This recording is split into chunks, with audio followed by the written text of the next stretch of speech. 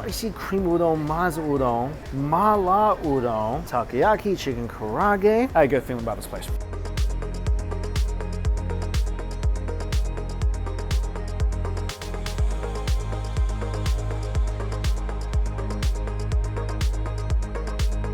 Let's start with the maze. This is one of my favorite things. Beautiful egg, scallions, garlic, ground meat, bonito flakes, some seaweed. Add in some vinegar, which I like a lot of. Give it a mix.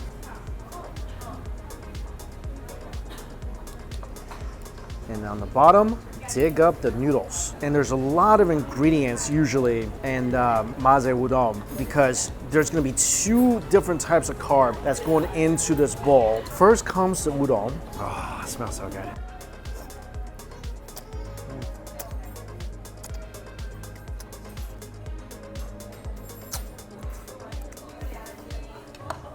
It's about 11 o'clock in the morning. I'm still running on an empty stomach. That first bite was almost an emotional bite. The udon is thick, it's so incredibly chewy. A little vinegar added some acid to the creaminess from the egg and the ground meat. It's garlicky, it's got a freshness from the scallions and a great umami bite to this as well. That was a satisfying slurp. Gonna quickly jump right now to the spicy udon before it cools down. So shrimp, fish, eggs, mussels, and a very creamy sauce. Whoa, what is this? Whole slices of garlic, I think.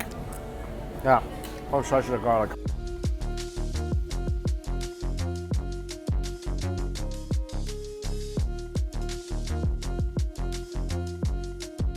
Noodle's perfect. You can't really get much more perfect than that. Perfect chew texture. Grabs onto the sauce really, really well.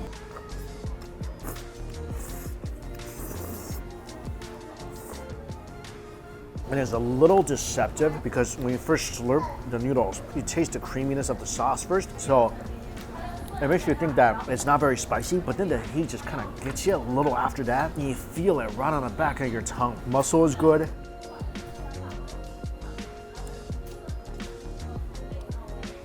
Shrimp is popping and sweet. I've never seen this before. They actually give you bread, which I appreciate because that sauce is incredible. Get a little bit of the egg in there, some onions, a little piece of garlic. That's snappy, it's smoky, it's creamy, a little sweet. As much as I love the maze udon, and I do, I think this is my favorite. I don't know, I love creamy, saucy udon, I do. It just still feels so hearty with these thick noodles. Oh, there's some fatty beef in here as well. Yeah, highly, highly recommend this. Also a little squid with seaweed. Oh, that's a big hit of wasabi. Squid with crunchy seaweed, some veg as well, and just a burst of wasabi that makes you feel it right here. Rice has arrived.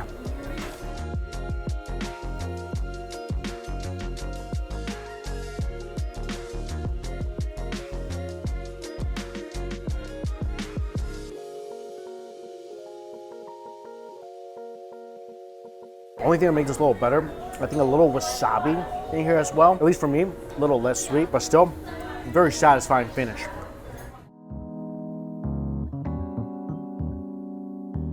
There we go. Location number 2 today. This is really cool. On the outskirts of, I think, Markham, fresh baked pies. This doesn't look much like a pie shop, but it definitely is. 100% real honey. It's open 6 days a week from 11 a.m. until the pies sell out. Some honey there, and this is just the honor system. So pies are $12, butter tarts are 6 for $8. There it is. There's apple pie there. What is this? Ooh, peach pie. And there's raspberry and peach, strawberry, rhubarb, blueberry, caramel apple, and this is the famous pecan butter tarts. So I guess you grab your pie, you grab your tart.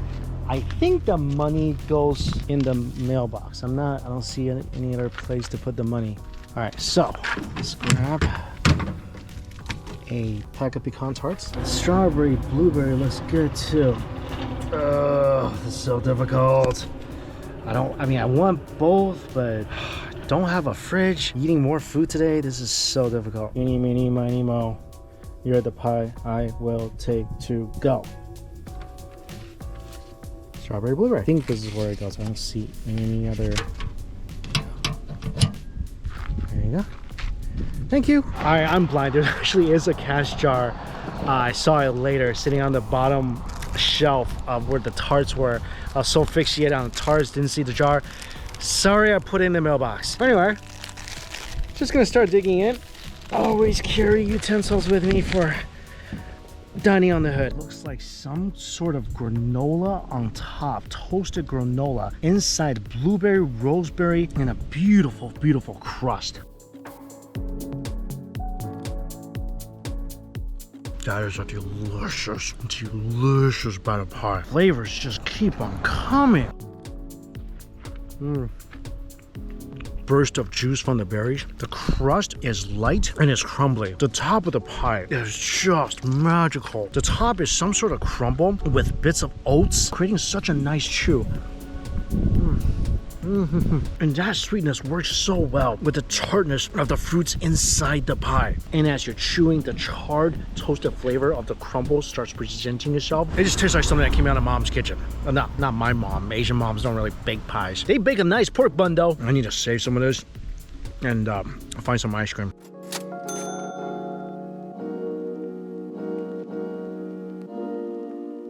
Pecan tart.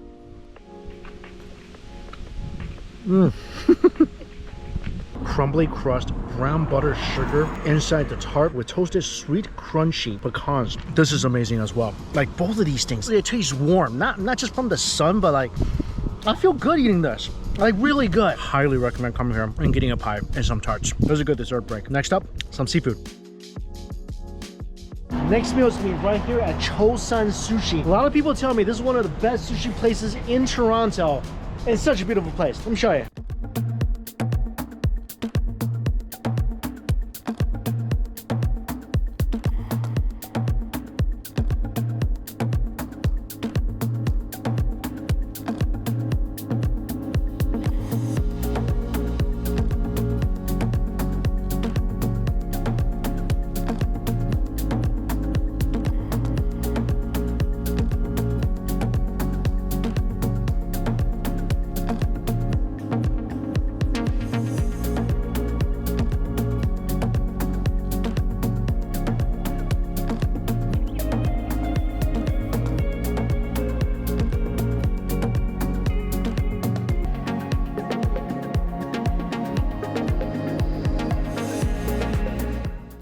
Everything is packaged so nicely. Let's go find a park somewhere and have ourselves a little sushi picnic. Found a little park nearby. It's like a good location to enjoy the sushi. 2 sushi boxes, beautiful wrapping, beautiful packaging, chopstick, soy sauce, and wow. Didn't that just kind of take your breath away a little bit? Whoa. This one might just be even more beautiful. Now this is a picnic. This box that just looks like it's glistening with jewels and flowers. There's torched otoro, regular otoro, tuna, ikura, Hokkaido uni. There's shrimp and scallops all over a layer of sushi rice and wasabi on the side. All right, seared otoro. Oh God.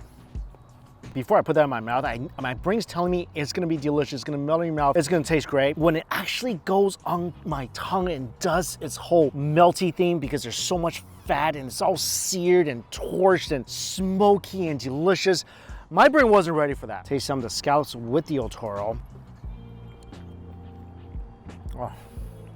You like naturally sweet butter of the sea. I haven't even taken a bite of all this stuff together yet. Put the uni, ikura, otoro, some scallops, tuna, all that together in one bite. Add a little bit of wasabi to all of that too.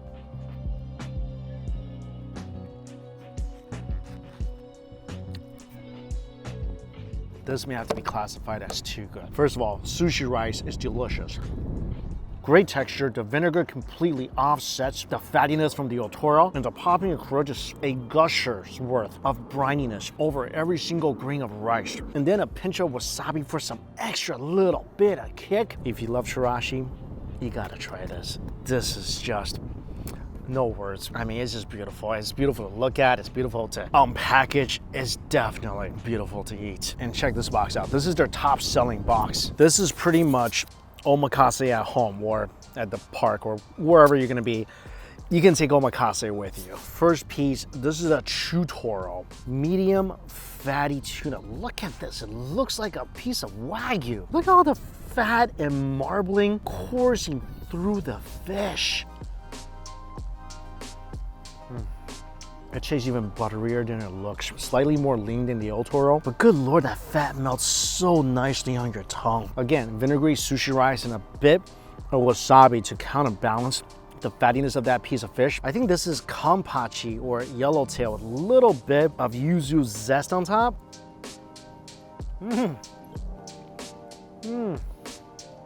Oh, that's so tender. And the yuzu zest works so well. It has a whole other dimension to that vinegariness of the sushi rice with just even more citrusy flavor. Next up, hamachi yellowtail.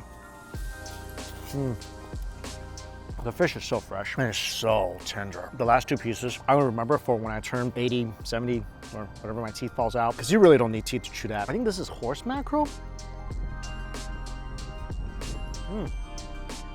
That piece was meaty, it's refreshing, a little more chew, but I love that in mackerel. Unagi.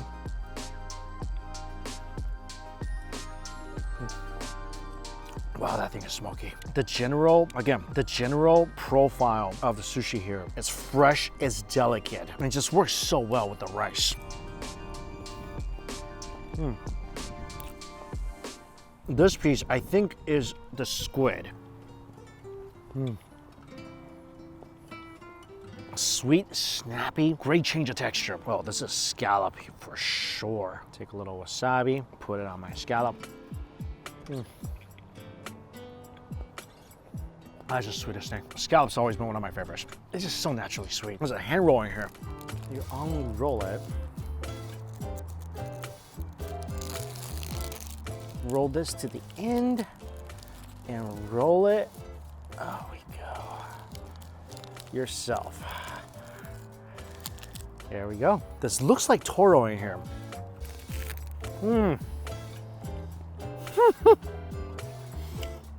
This is so good. I mean, this is the fattiest, most melting in your mouth tuna. Delicious rice plus the crispy nori just gives it such a better texture and flavor. The sushi here, it's fresh, it's delicate. I mean, this sushi rice is absolutely phenomenal. The chef's amazing. He works so fast. Everything is delicate, it's done with precision. It's absolutely phenomenal. And the outcome, like I said, omakase in a box. Oh, it's not dinner time yet, but realize I still have pie.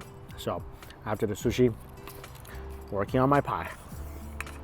This is one of the best pies I've ever had. I have to go back and get another one tomorrow. During time, there's a new hotpot place that's open called Shu Kingdom. So this hotpot place is based on the romance of the Three Kingdoms, one of the 4 famous classic literary works in Chinese history. And apparently their ribeye tops 1 million orders in China every single year. So let's go try that out and see what that's all about.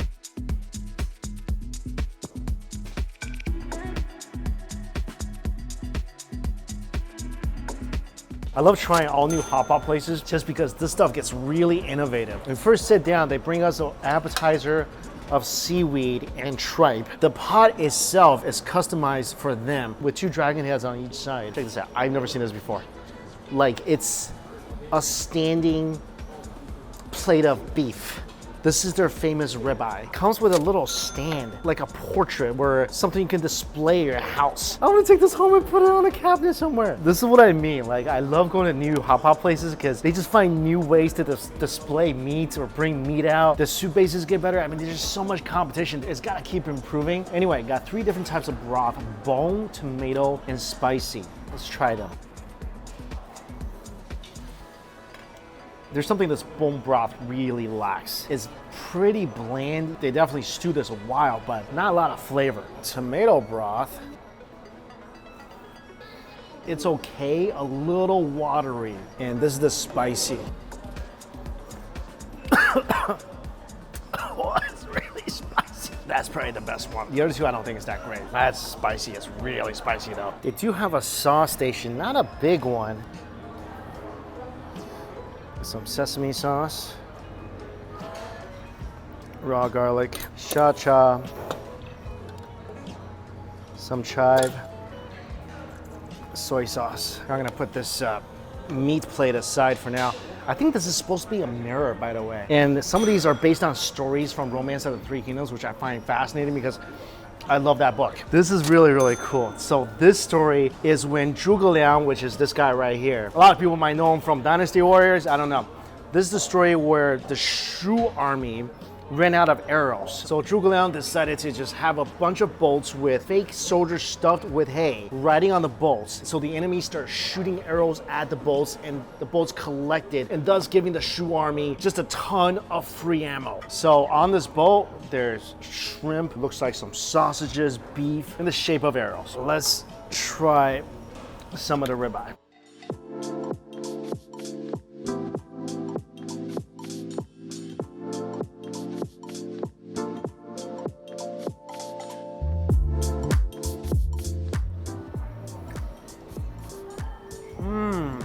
Oh, that is delicious. It's a much thicker cut than typical slices of meat at a hotpot place, but this being their signature, wow. First of all, you see all that fat and marbling on this thing. Also, a lot of times when I go to hotpots, I want beef as thin as possible, like paper thin, because those are gonna be super tender. So I didn't think a thicker cut like this would be all that tender. I am wrong. This is so tender and juicy. And because it is a thicker cut, you get more beefy flavor per chew.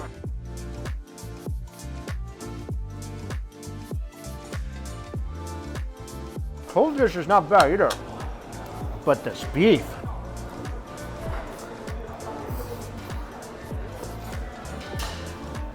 Wow. They give you a couple dipping sauces, which I think is for the beef. So I'm gonna cook a beef piece in the bone broth. So this is some dry dipping sauce. Looks like some dried chilies, scallions. I'm not sure what this is on this side. Oh, soy powder. I think it's okay. Let me try this other dipping sauce they gave me. Much better. Next up, let's start on the ship. Go there. Let's see here. A giant beef skewer. Let's just put that there as well. These will take a while to cook. Gonna go ahead and put all the skewers in. This is definitely all gonna take a long time to cook. I think chicken gizzards with chilies. Chicken gizzards. Love chicken gizzards. Also chunks of beef. All the meat I had so far, extremely tender and delicious. And this is one of my favorites. It's called bamboo fungus. This is probably the most amazing hotpot ingredient. If your hotpot place offers this, you gotta give it a try. I think we're gonna try to include this in the Strictly Dumpling Hotpot Kit. Oh, by the way, Hotpot Kit is available. The broths are amazing. The tomato, the spicy, I'm a little biased, but I gotta tell you, probably the best I've ever had. So if you wanna pick up your Hotpot Kit with just some of the broth, I'll put the link down below for you. But this thing, crunchy. It soaks up all that delicious broth, which basically makes bamboo fungus something that has pure flavor. Oh, Toronto, you guys are pretty lucky. You got all these great hotpot spots, great Japanese food. This is an amazing food city. I haven't really even ventured into Toronto yet. Anyway, as always, all places I went to, list down below for you guys. Thank you all so much for watching. Until we eat again, see you later.